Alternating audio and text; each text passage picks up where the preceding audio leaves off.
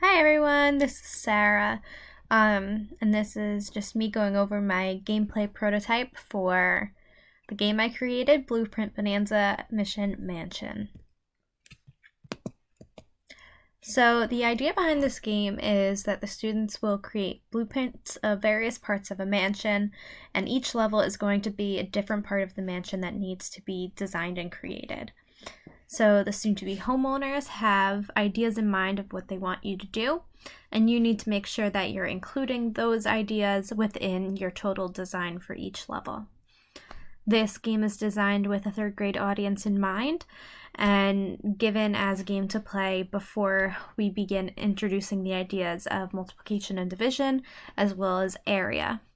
So hopefully this game should help introduce them to these concepts, so by the time that it is taught in class, it really helps to reinforce the concepts, and they should have a solid foundational knowledge of what they are doing, or at least an idea. So the main gameplay is it's a build and solve type of game where the building comes in the form of creating the actual blueprint, and the solving is incorporating those needs or the wants of the homeowners.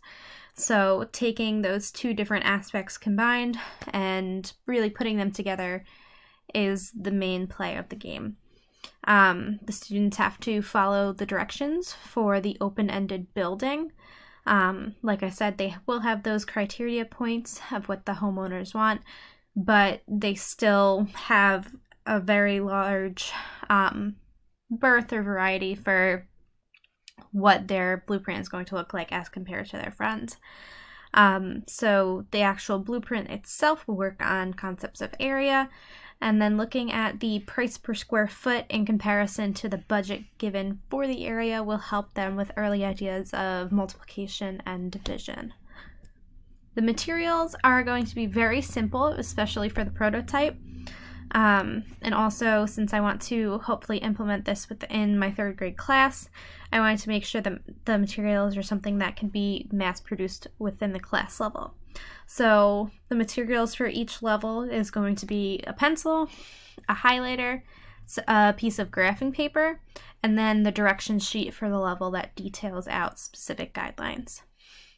So looking at the actual prototype itself, you can see that over here on the left, we have an example of what the directions and guidelines are for the prototype.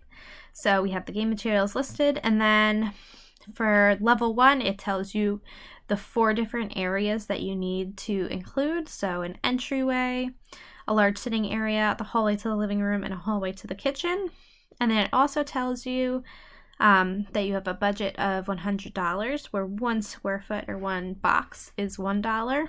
You must spend at least $40, and you need to have all of the areas included. So the combination of those two elements are really what is guiding the exploration for the students in completing the different levels of the game. Now, once the game is completed, or as they successfully complete the level, students will earn stars. And a part of earning that star is really just completing the level. If they're able to complete the level and move on to the next one, they will automatically earn 90 stars. However, if they go the extra mile and they add in little denotions for doorways or windows, they can earn an additional 10 stars for a total of 100 stars for that level. That's pretty much all I have. So please let me know what you think of my prototype. Thank you. Bye.